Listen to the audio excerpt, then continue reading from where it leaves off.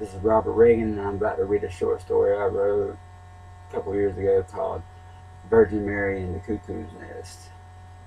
The title is obviously a play on King Casey's famous novel One Flew Over the Cuckoo's Nest, that movie with Jack Nicholson. Um, anyway, this could end up being the last time I do a video in a while because these videos have to be about 15 minutes long, and everything else I got left is pretty epic, even the short stories. And to my biggest fan out there, Candace, lighter and of oldest time,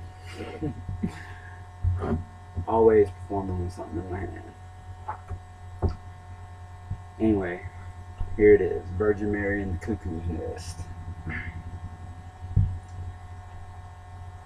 Mary was sweet, yet disturbed, with her short black hair hanging down in her face. She tells everyone in group therapy how she was the one who gave birth to the baby Jesus.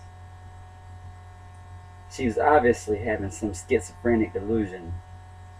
Going on, she holds up her finger and thumb barely spaced, saying, "I was this close to having an abortion." All the other crazies look at each other. Some of them looking at the counselor saying, "She really needs help." Then as quickly as fingers snap and the dead lights disappear from her blue eyes. "What did I say?" she whined, acting as if she wasn't aware of what she just said. Dr. Lewis flipped through his patient charts, then said, "Mary suffers from momentary lapses of reality." An overwhelmed panic look came over her face. "I do," she says in a silent voice. An older patient named Marvin then leans up in his chair and farts. Everyone covers their nose. Marvin sticks his hand down his pants and sniffs his fingers. Giggling, he says, "I had an accident." Like that, our group therapy session ended. I was delighted to find out later on that they were moving Marvin into my room. In the day room, I sit eating piece after piece of peppermint candy, reading Ariel, while across from me the staff is injecting a black man with some sort of sedative. I look over at an older woman sitting still as a statue. I ask her what I have to do to get stuck. She never answers. She just stares off into space. Then from behind me the Virgin Mary appears and flops down in the chair next to me. "What you reading?" she asks me. I tell her just some poetry book. "Oh, I love Ariel," she says, taking the book from my hands. Together we discuss writing. "I love her poetry," Mary said, "but I'm more into the bell jar." Our conversation then turned personal. She said, "I really am a virgin, 30 years old, and I've never had sex once." She gave me a look, more like an invitation, to meet her in her room after lights out. That was actually never said. Instead, she asked if she could borrow my book. A 30-year-old schizophrenic woman needs Plath like she needs a brand new oven. Still, I let her borrow it. I knew her life expectancy rate was going down. She knew way too much about the confessional poets. She was a modern-day Sylvia Plath mixed with a lot of Anne Sexton. She was anorexic like Angelina Jolie, a klepto like Winona Ryder. Mary was truly a girl interrupted. That night we all sat at the table and colored. It felt like kindergarten all over again. Some people were passed out, drooling like it was nap time. On the back of Mary's paper she was drawing stick figures depicted in very dirty sex acts. Decorating the rest of her paper were pictures of huge dildos and handcuffs entwined with vines and roses. You couldn't look at it without laughing. I cracked up. Then from out in the hallway the nurse yelled out meds. Everyone rushed out, forming a line in front of her cart. Mary was standing in line behind me. "After lights out, why don't you come and hang out in my room?" she said. About that time, an old obese man walked by pulling a cocktail of Valium, lithium, and Ativan out of his mouth. I asked if he wanted to trade them for some Depakote. They didn't give me anything good.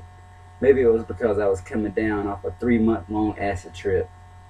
Remembering that, I wondered if Mary's picture was really explicit or just a hallucination I was having. Bedtime finally came. I was lying in bed, peeking out from under the covers, waiting for them to do bed check.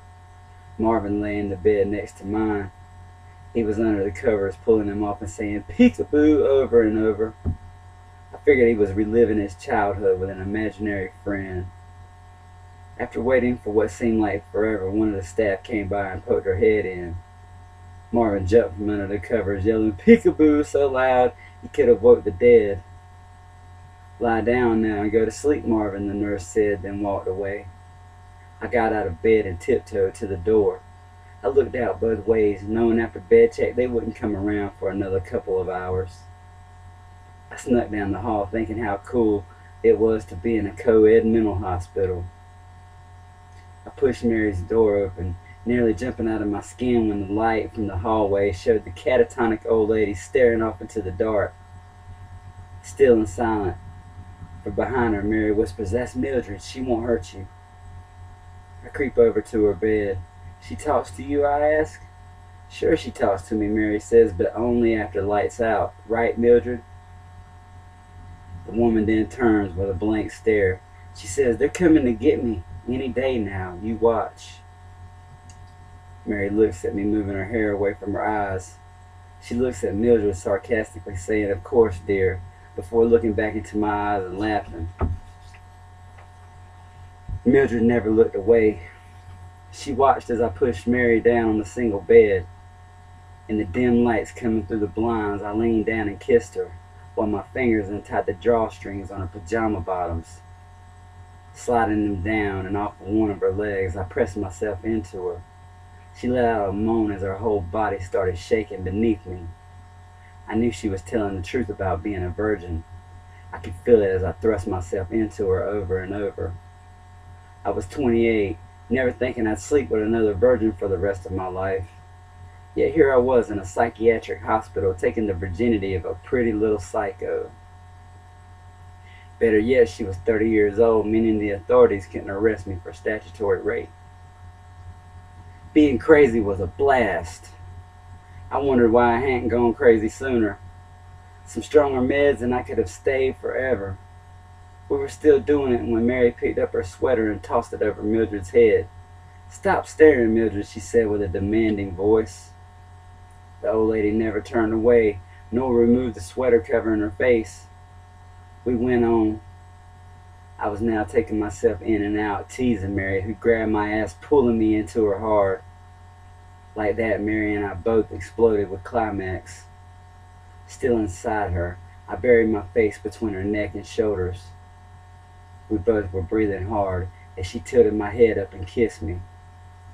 I wanted to lie there and fall asleep with her like we were husband and wife. I knew it couldn't happen, so I got up.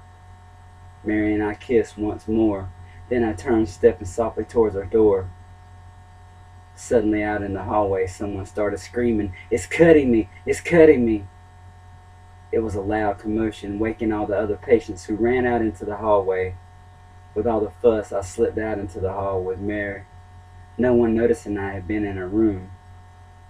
Together we watched this young 20-something coming down off heroin, screaming, "They're cutting me! Can't you see I'm bleeding?" The staff never noticed Mary and I were holding hands. 2 more nurses came with the needle, injecting this guy with a sedative. I looked at Mary and said, "If I act like that, will they stick me?" The other nurses motioned us back to a room, saying, "There's nothing to see here. Go back to bed." I was halfway to my room when Marvin yelled out, "I think I had another accident." I knew I wouldn't get any sleep. The next day after meds, we were all supposed to meet for group. I walked by the room used for seclusion. The young man with the imaginary cuts was passed out inside the room. He was wearing a paper suit. Walking into the day room, I got behind Mary, who I noticed was walking bow-legged in a pair of booty shorts. An old man missing both of his arms was staring at her ass and legs with his mouth watering.